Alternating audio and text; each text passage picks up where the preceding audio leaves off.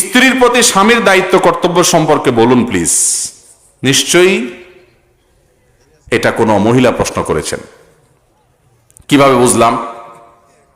কারণ উনি জানতে চাইছেন স্ত্রীর প্রতি স্বামীর কর্তব্য, হয়তো স্বামী এখানে আছে, এটার সাইজ করা দরকার।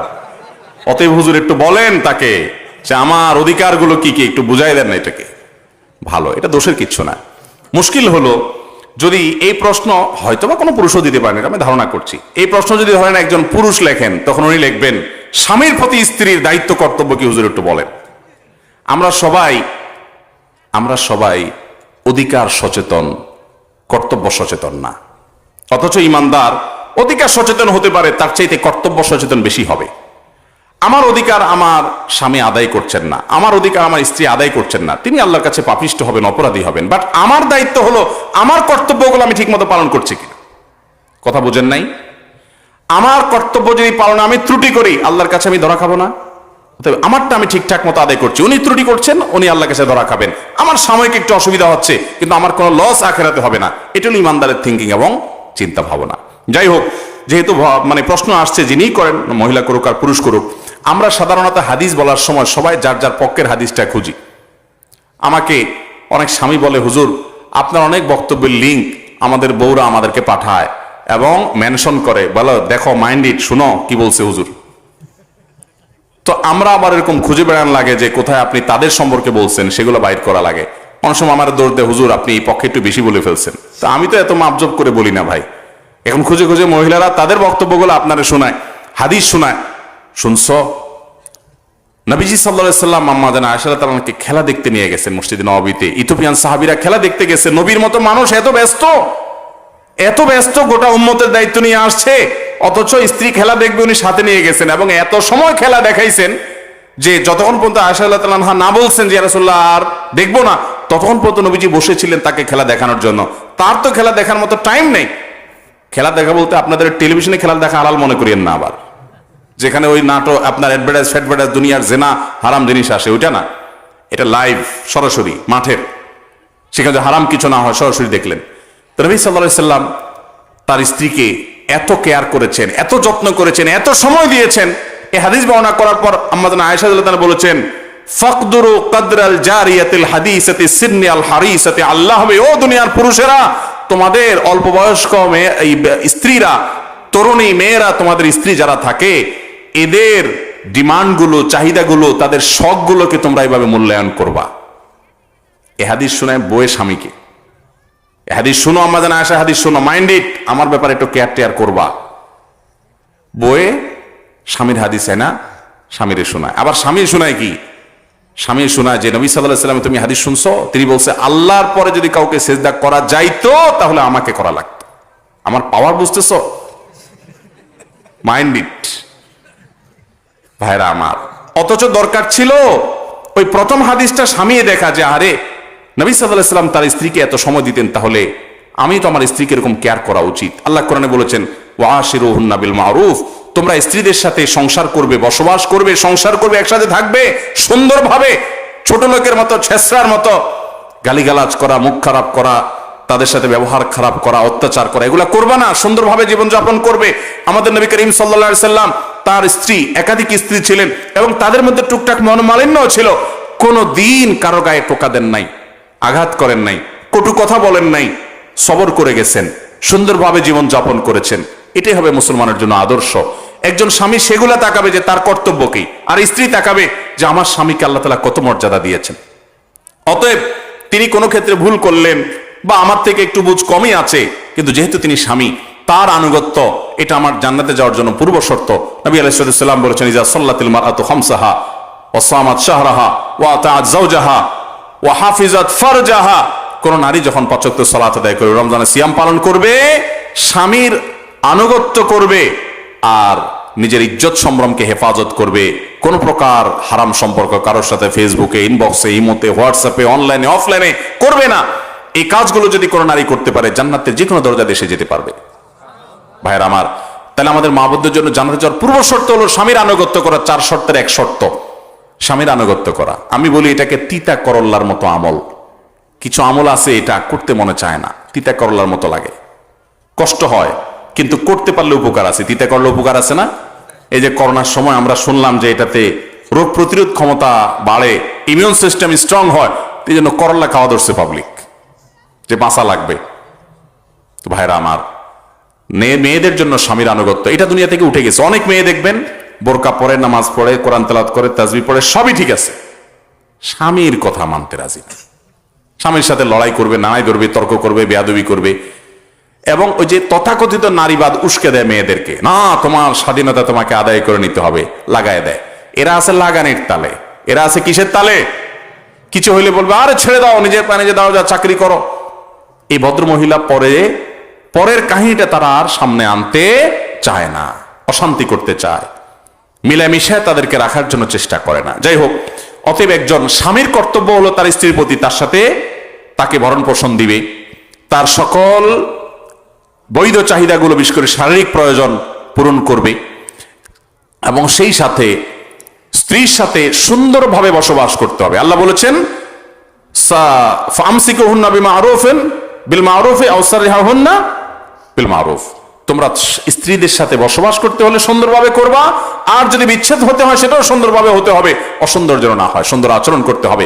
নবী করিম সাল্লাল্লাহু আলাইহি সাল্লাম বলেছেন খায়রুকুম খায়রুকুম লিআহলিহি ওয়া আনা খায়রুকুম লিআহলি, তোমাদের মধ্যে এই যে এত মানুষ, এই মানুষগুলোর ভিতরে যারা বিবাহিত, এই বিবাহিত মানুষগুলোর ভিতরে সবচেয়ে ভালো মানুষ সে যা তার বউয়ের কাছে ভালো, যার বউ তাকে বলে যে আমার সাহেব, আমাদের আব্দুল্লাহর বাপ, ওনার মতো মানুষ হয় না, লোকটা ভালো মানুষ। এই সার্টিফিকেট কয়জন বিবাহিত বউয়ের কাছে আদায় করতে পারবেন বলেন দেখি, বুকে হাত দিয়া বলতে পারবেন? বাসায় যায় আজকে জিজ্ঞাসা করেন যে আব্দুল্লাহর মা, হুজুরে বলছে যে বউর কাছে ভালো, সে নাকি আসলেই ভালো, আল্লাহর কাছেও ভালো, আমি মানুষটা কেমন একটু বলো তো। দেখবেন বেশিরভাগ আব্দুল্লাহর মারা ফিক করে হেসে দিছে। আব্দুল্লাহর মায়েদের ফিক করে হেসে দেওয়া মানে লক্ষণ খারাপ, মানে আপনি পাস মার্ক পাওয়ার উপযুক্ত, তোমার আর কি ভালো বলবো চান্দ, মুখে যেভাবে মুখ খারাপ করো তুমি, বাপমা তুলে কথা বলো, তোমার আর কি সার্টিফিকেট দেব। স্ত্রীদের সাথে ভালো আচরণ করবো তো ইনশাআল্লাহ। ইমানদার কখনো বউয়ের সাথে খারাপ আচরণ করবে? পৃথিবীর একজন মানুষ ভুল করবে না কিন্তু মাপ চাবে, ছোট হবে, তার নাম স্বামী। কারণ মেয়েরা, নবী রাসূলুল্লাহ সাল্লাল্লাহু আলাইহি ওয়াসাল্লাম বলেছেন তাদেরকে বাঁকা হাত থেকে তৈরি করা হয়েছে, বেশি সোজা করতে যাবা ভেঙে যাবে। সব জায়গায় পোদ্দারি করবেন। আমি সবসময় বলি বাসা একটু বিড়াল হয়ে থাকবেন, বিড়াল হয়ে একটু বোকা হয়ে থাকবেন। আমি নিজে আমার বাসায় বাচ্চাদের সাথে, বাসার সবার সাথে এমন ভাবে থাকি যে ওরা মনে করে এই লোকটা দুনিয়ার আসলে কিছুই বোঝে না। রীতিমতো ওই একটু একটা পাগল দেখলে যেরকম সবাই ঢেল মারে, ওইরকম সবাই ঢেল মারে। আমি তো এটাকে এনজয় করি যে আলহামদুলিল্লাহ। সব জায়গায় পণ্ডিতি করবেন না। কিছু লোক আছে বাইরে বেকুব সেকুব, দুনিয়ার কোনো কাজ করতে পারে না, কিন্তু বাসায় এসে বাঘ সাজে।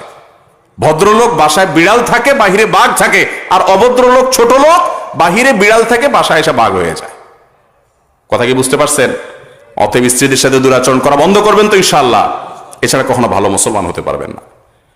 এখন তো সব মহিলাদের পক্ষের ওয়াজ চলে গেল, কারণ প্রশ্ন তো সেরকম আসছে। মহিলাদের কর্তব্য তো বলা দরকার, আছে না মহিলারা প্যান্ডেলে? আরে সর্বনাশ, তো বাসায় গেলে আজকে সব পুরুষগুলো সাইজ করে ফেলবে, আরেক মুসিবত।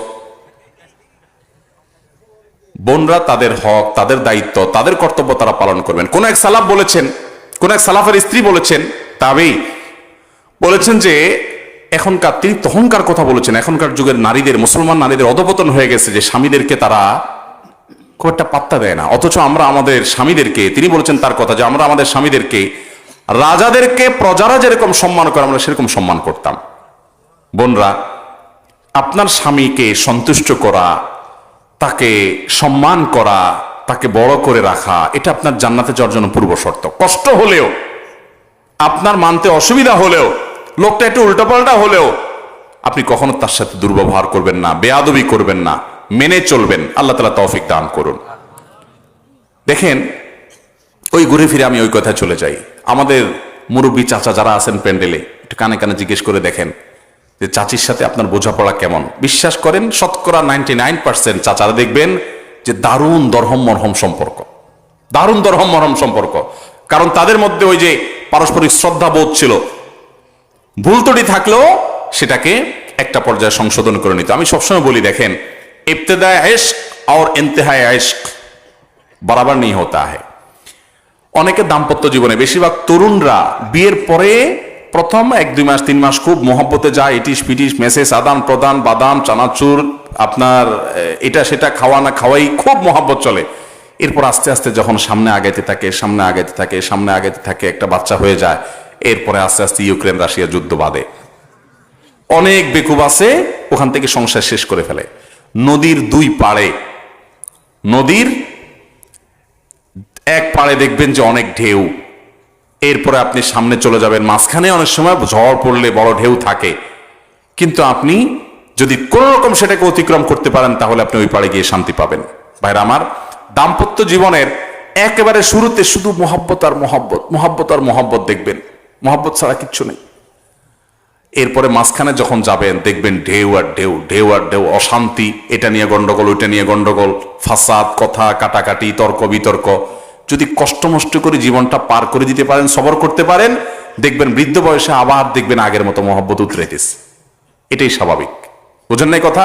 বিশেষ করে মহিলাদেরকে আমি বলি যে স্বামী উল্টাপাল্টা করে, অত্যাচার করে, আপনার প্রতি জুলুম করে, আপনি অবশ্যই সম্ভব হলে প্রতিকার করেন, কিন্তু যদি সবর করার মতো হয় অবশ্যই সবর করেন। কারণ স্বামী সোজা হয়ে যাবে, আমি লিখে দিতে পারি আপনাকে। স্বামী সোজা হবে, তার বাপ মা সশস্ত্র গোষ্ঠী সহ সোজা হয়ে যাবে। কখন সোজা হবে জানেন? যখন ছেলে মেয়ে বড় হয়ে যাবে। মহিলারা প্রথমে শ্বশুরের সংসার, শ্বশুর বাড়িতে এসে শ্বশুর শাশুড়ি ননদ স্বামী সবাই খোঁচাখুচি, আশপাশে মহিলারা তোমার বাপে কি দিছে, তোমার ভাইরা আসে নাই কেন, হান করছে তান করছে, দুনিয়ার জ্বালা যন্ত্রণা ধরে কষ্ট হয়। কিন্তু যদি সবর করে সংসারে টিকে থাকতে পারে, আল্লাহ 2-4টা ছেলে মেয়ে দেয়, ছেলে মেয়েগুলো বড় হয়, তার বাহিনী হয়ে গেল। পোলাপান সব কার পক্ষে থাকে? 99% কার পক্ষে যায়? মায়ের পক্ষে। বাপের বিরুদ্ধে দেখবেন যে দাঁড়ায় গেছে। অতএব মহিলারা যদি কষ্ট করে সংসার টিকায় রাখতে পারেন, একসময় দেখবেন আপনার ডানে বাহিনী, বামে বাহিনী, সামনে বাহিনী, পিছনে বাহিনী, বুড়া এমনি শেষ হয়ে গেছে। বুঝতে পেরেছেন কথা? বুড়া এমনি কি হয়ে যাবে? সাইজ হয়ে যাবে। অতএব সবর করে সংসার টিকানোর চেষ্টা করবেন। এই সেকুলাররা আপনাদের সংসার ভাঙার তালে থাকবে, আর আমাদের নবী সাল্লাল্লাহু আলাইহি ওয়াসাল্লাম সংসার জোড়ার জন্য চেষ্টা করতেন। একেবারে যদি থাকার মতো না হয় তখন অবশ্যই ভাঙা জায়েজ আছে, তালাকের রাস্তা আছে, কিন্তু সেটা হলো শেষ চিকিৎসা। আল্লাহ তাআলা আমাদেরকে বোঝার তৌফিক দান করুন।